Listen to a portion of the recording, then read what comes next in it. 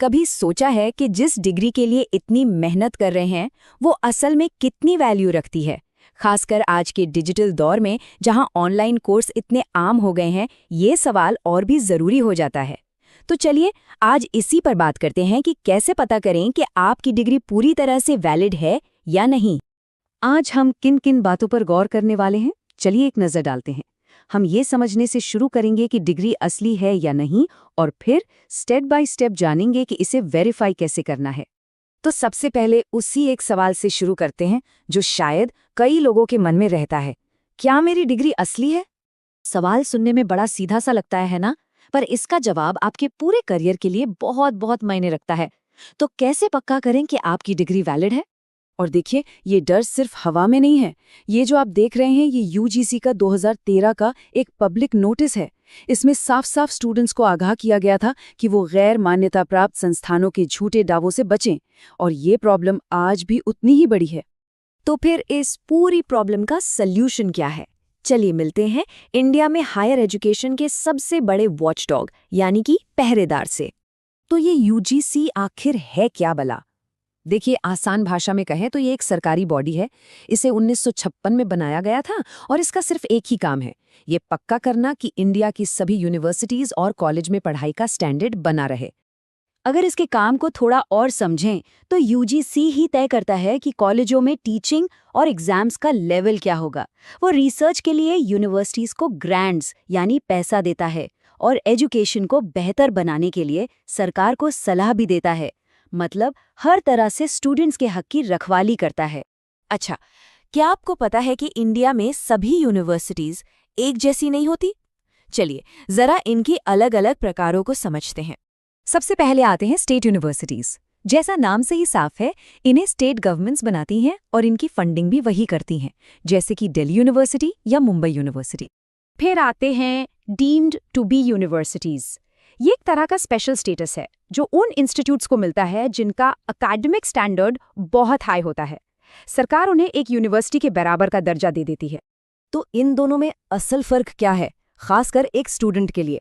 देखिए, state universities की fees और कोर्सेज पर अक्सर सरकार का कंट्रोल होता है ताकि वो ज्यादातर लोगों के लिए अफोर्डेबल रहें। वहीं डीम्ड यूनिवर्सिटीज को अपने कोर्स डिजाइन करने और फीस तय करने की पूरी आज़ादी होती है। और हाँ, एक बहुत ज़रूरी बात, अगर कोई ऑनलाइन या डिस्टेंस लर्निंग कोर्स करने की सोच रहा है तो ये जान ले, अगर वो कोर्स यूजीसी से अप्रूव्ड है तो उसकी डिग्री की वैल्यू किसी भी रेगुलर ट्रेडिशनल डिग्री के एकदम बराबर है। चलिए अब आते हैं सबसे ज़रूरी हिस्से पर। मैं आपको एक बहुत ही सिंपल चेकलिस्ट बताता हूँ जिससे किसी भी यूनिवर्सिटी की असलियत मिनटों में पता चल जाएगी। प्रोसेस बहुत सीधा है। सबसे पहले हमेशा यूजीसी की ऑफिशियल वेबसाइट ugc.gov.in पर ही जाएं। वहां पर DEB यानी डिस्टेंस एजुकेशन ब्यूरो का सेक्शन ढूंढें। फिर अपने एकेडमिक सेशन, मतलब जिस साल आप एडमिशन ले रहे हैं, उसकी मान्यता वाली लिस्ट देखें। और हाँ, सिर्फ यूनिवर्सिटी का नाम देखना काफ़ी नहीं है, ये भी पक्का करें कि जो कोर्स आप करने जा रहे हैं वो भी उस लिस्ट में शामिल हो।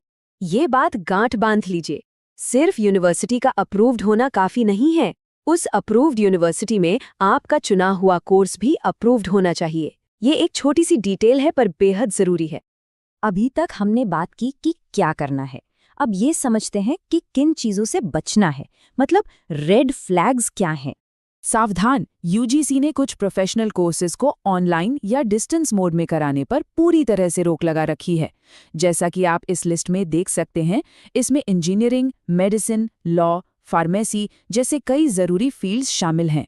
मतलब साफ है, अगर कोई भी संस्थान आपको इनमें से किसी भी फील्ड में ऑनलाइन या डिस्टेंस डिग्री देने का दावा कर रहा है तो उन पर बिल्कुल भरोसा मत कीजिए।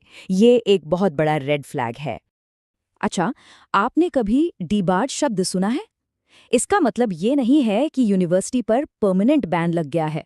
इसका मतलब है कि उसे कुछ समय के लिए, मान लीजिए 1 या 2 साल के लिए, ऑनलाइन कोर्स चलाने से रोका गया है। ये अवधि खत्म होने के बाद वो दोबारा अप्लाई कर सकती है। एक और टेक्निकल चीज़ है टेरिटोरियल ज्यूरिसडिक्शन। इसका सीधा सा मतलब ये है कि एक यूनिवर्सिटी सिर्फ अपने तय किए गए ज्योग्राफिकल एरिया में ही ऑपरेट कर सकती है, खासकर जब बात डिस्टेंस एजुकेशन सेंटर्स की हो।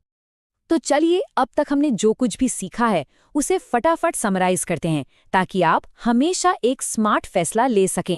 तो इस पूरी बातचीत से हमें क्या समझ आया? सबसे पहली बात, यूजीसी ही फाइनल अथॉरिटी है। दूसरी, हमेशा ऑफिशियल वेबसाइट ugc.gov.in का ही इस्तेमाल करें। तीसरी, यूनिवर्सिटी और कोर्स दोनों को वेरीफाई करें। चौथी, उन कोर्सेज से सावधान रहें जिनकी ऑनलाइन पढ़ाई पर रोक है। और आखिरी बात, एक अप्रूव्ड ऑनलाइन डिग्री उतनी ही वैलिड है जितनी एक रेगुलर डिग्री। तो अब जब आपके पास सारी जानकारी और टूल्स हैं, तो सबसे पहले कौन सी यूनिवर्सिटी या कोर्स को चेक करने वाले हैं? याद रखिएगा, सही जानकारी ही आपकी सबसे बड़ी ताकत है।